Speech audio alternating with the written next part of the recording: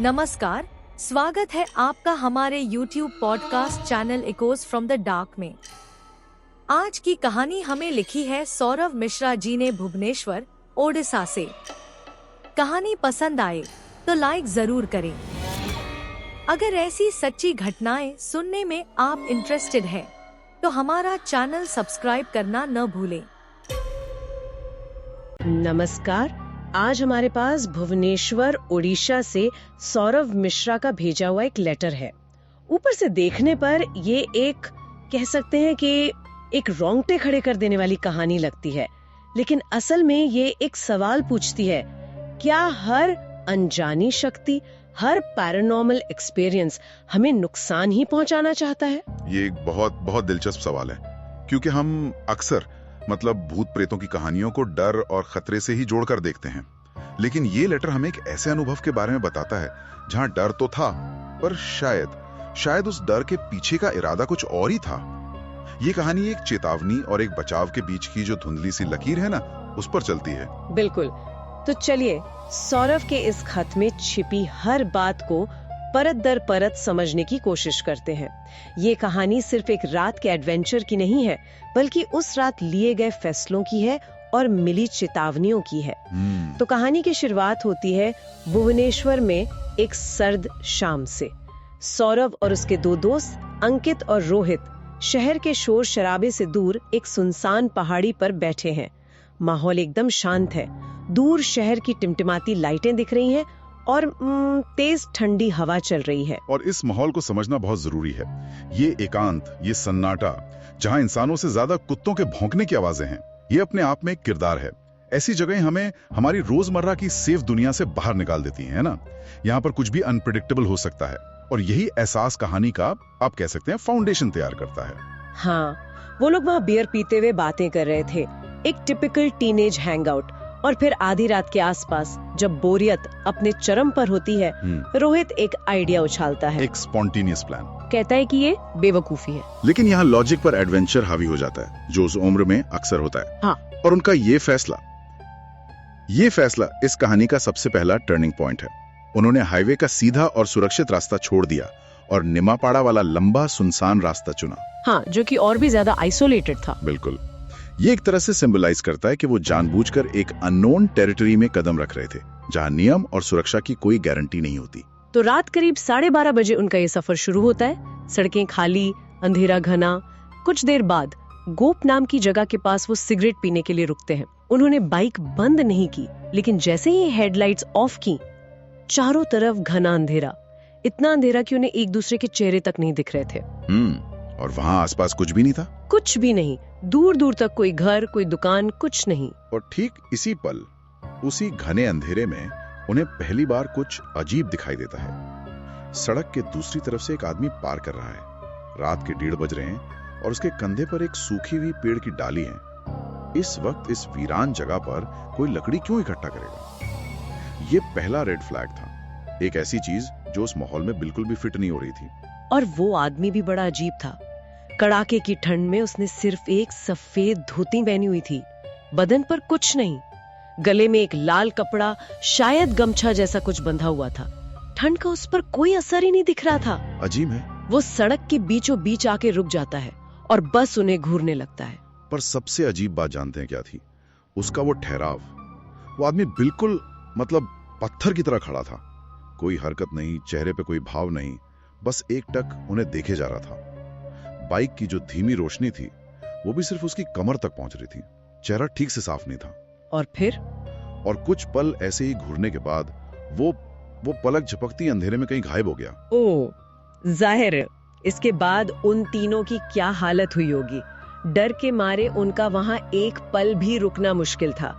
अंकित धीरे से कहता है, चलो यहाँ से निकलते हैं, और वो चुपचाप अपनी बाइक स्टार्ट करके आगे बढ़ जाते हैं। लेकिन ये तो बस शुरुआत थी। बिल्कुल, क्योंकि कुछ किलोमीटर आगे जाने पर जो हुआ, उसने उनके डर को खौफ में बदल दिया। सड़क पर वही आदमी फिर से खड़ा था। रुकिए, वही आदमी दोबारा कुछ किलोमीटर आगे? ये कैसे मुमकिन है? वो तो बाइक पर थे। ये तो आप किसी मजाक या वहम की बात रह गई थी। ये वाकई बहुत डरावना है। और इस बार वो और भी करीब था। उसका चेहरा ज्यादा साफ दिख रहा था। भूरे बाल, चेहरे पर गहरी झुर्रियां और एक लंबा सा कट का निशान। सौरभ के हिसाब से वो कम से कम 80 साल का लग रहा होगा। और इस बार उसने क्या किया? इस बार उसकी हरकत और भी ज्यादा अजीब थी। उसने वो भारी डाली ऐसे फेंक दी जैसे वो कोई पंख हो, और फिर वो सड़क के बीच में बैठ गया। हाँ, बैठकर वो धीरे धीरे अपना सिर हिलाने लगा जैसे ना कह रहा हूं। फिर उसने उनकी तरफ देखा और स्थानीय उड़िया भाषा में कुछ कहा। क्या कहा? चाली जाओ इथू, चाली जाओ, जिसका मतलब था यहाँ से वापस जाओ। ये एक सीधी चेतावनी थी।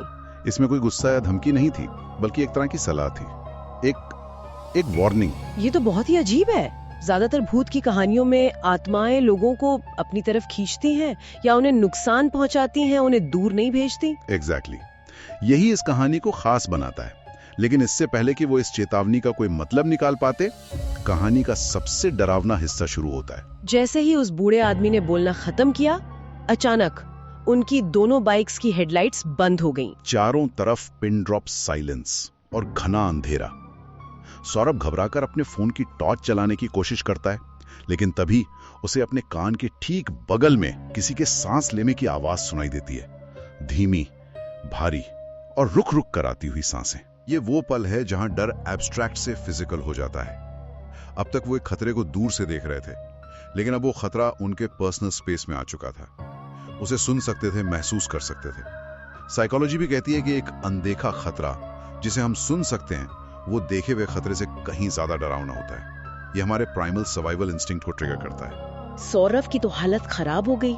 उसने हिम्मत करके जैसे ही अपने फोन की टॉर्च चलाई, उसने देखा कि वो बूढ़ा आदमी उसके ठीक बगल में खड़ा है, बस कुछ इंच दूर। सौरभ जोर से चीखा और डर के मारे बाइक से कूद गया। रोहित ने घबराकर बाइक पीछे की तो अंकित का बैलेंस बिगड़ा और वो भी गिर गया। चारों तरफ चीख पुकार मच गई। और तभी माहौल और भी सुर्रियल हो जाता है। अचानक से चारों तरफ एक अजीब सा कोहरा छाने लगता है और आसपास से कीड़ों के झिंगुरने की आवाजें बहुत ज्यादा तेज हो जाती हैं, जैसे हजारों कीड़े एक साथ चिल्ला रहे हों। वो तीनों पूरी तरह से फ्रोजन थे। उन्हें समझ नहीं आ रहा था कि अब क्या होगा। जब उन्हें लगा कि अब सब कुछ खत्म हो गया है, वो पूरी तरह से फंस चुके हैं, तभी उस घने कोहरे में से दो पीली रोशनियां अंधेरे को चीरती हुई उनकी तरफ आती हैं। एक पुरानी पीली एम्बेसडर कार। ड्राइवर ने उनकी गिरी हुई बाइक और घबराए हुए लड़कों को देखकर गाड़ी रोकी। वो तीनों बिना कुछ सोचे समझे उस गाड़ी की तरफ भागे। ड्राइवर, जिसका नाम महादेव बेहरा था, ने बड़ी शांति से उनकी पूरी कहानी सुनी और फिर उसने जो बताया, उसने उन दोस्तों के पैरों तले जमीन खिसका दी।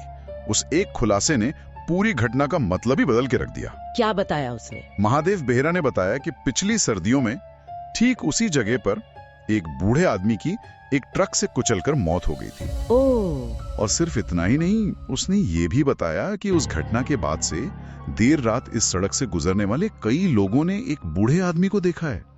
एक बूढ़ा आदमी जो उन्हें आगे जाने से रोकता है, उन्हें वापस जाने की चेतावनी देता है। गांव वाले तो इतने डर गए हैं कि अंधेरा होने के बाद इस सड़क पर अपनी गाड़ियों में भगवान की तस्वीरें रखकर ही निकलते हैं। ये सुनकर तो मेरे रोंगटे खड़े हो गए।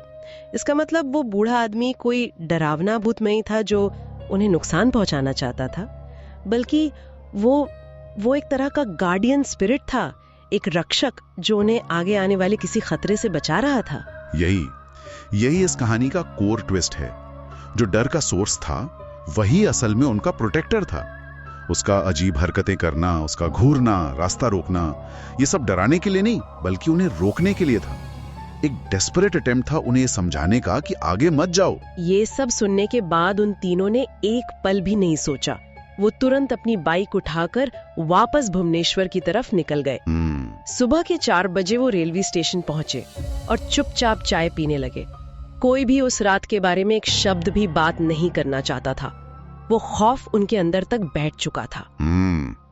लेकिन कहानी यहाँ खत्म नहीं होती है। हाँ। सौरभ अपने लेटर में आगे एक बहुत ही चिलिंग डिटेल देते हैं, हाँ? जो इस पूरी घटना को और भी ज्यादा गंभीर बना देती है। हाँ? उन्होंने लिखा है कि इस घटना के कई सालों बाद उनके कुछ जान पहचान वाले लड़कों ने भी कुछ वैसा ही किया।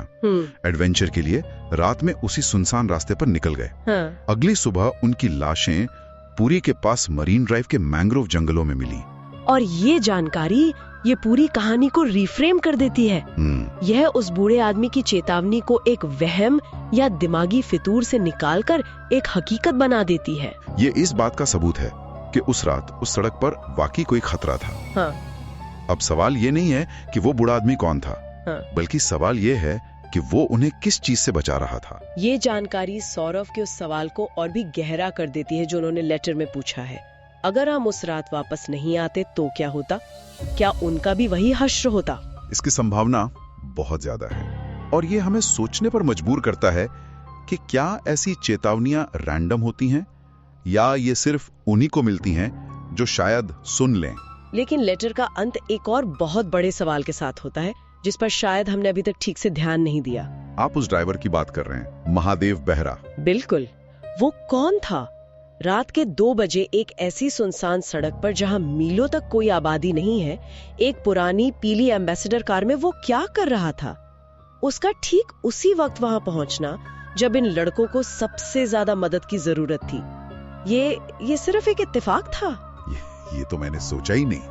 उसका वहां होना उतना ही अनलाइकली है जितना उस बूढ़े आदमी का वहां होना। तो क्या वो भी कोई मदद करने वाली आत्मा थी जिसे शायद उनकी मदद के लिए ही भेजा गया था? ये एक पॉसिबिलिटी है जिस पर सौरभ का लेटर हमें सोचने के लिए छोड़ देता है। कहानी में 2 पैरानॉर्मल एंटिटीज हैं, एक जो डराकर चेतावनी दे रही है और दूसरी जो एक इंसान के रूप में आकर उन्हें सहारा दे रही है और सब कुछ समझा रही है। दोनों का मकसद एक ही था, उन लड़कों को बचाना। तो सौरभ मिश्रा का ये लेटर हमें एक बहुत ही दिलचस्प मोड़ पर छोड़ देता है। एक तरफ एक चेतावनी देने वाला साया है जो डरावना है लेकिन शायद नेक इरादे रखता है, और दूसरी तरफ एक रहस्यमयी मददगार जो अचानक कहीं से आकर रास्ता दिखाता है। ये कहानी इस धारणा को चुनौती देती है कि हर अनजानी या अलौकिक शक्ति बुरी या खतरनाक होती है। यह हमें बताती है कि शायद कुछ ताकतें हमें किसी बड़े खतरे से बचाने के लिए भी मौजूद हो सकती हैं। उस बूढ़े आदमी की चेतावनी और उस ड्राइवर का अचानक आना, इन दोनों घटनाओं ने मिलकर शायद उन दोस्तों की जान बचाई। वाकई। और ये हमें इस आखिरी सवाल के साथ छोड़ जाता है जिस पर शायद हम सबको सोचना चाहिए। जब हमें किसी अनजान रास्ते पर, किसी अनजान जगह पर कोई चेतावनी मिलती है, चाहे वो किसी इंसान से हो या किसी अजीब एहसास के रूप में, तो क्या हमें उसे सिर्फ अंधविश्वास या वहम मानकर नजरअंदाज कर देना चाहिए, या फिर हमें एक पल रुककर उन चेतावनियों के पीछे छिपे मतलब को समझने की कोशिश करनी चाहिए? क्योंकि कभी-कभी एडवेंचर और बेवकूफी के बीच की लाइन बहुत पतली होती है और हो सकता है कोई अनजानी ताकत हमें उसी लाइन को पार करने से रोक रही हो। ये कहानी सुनने के लिए बहुत बहुत धन्यवाद। अगर आप भी हमारे साथ अपना एक्सपीरियंस शेयर करना चाहते हैं तो लिख भेजिए हमें अपनी कहानी। हमारा ईमेल आईडी है echoesfromthedark.official@gmail.com। आपकी कहानी का इंतजार रहेगा। फिर मिलते हैं अगले एपिसोड में। चैनल को सब्सक्राइब करना ना भूलें।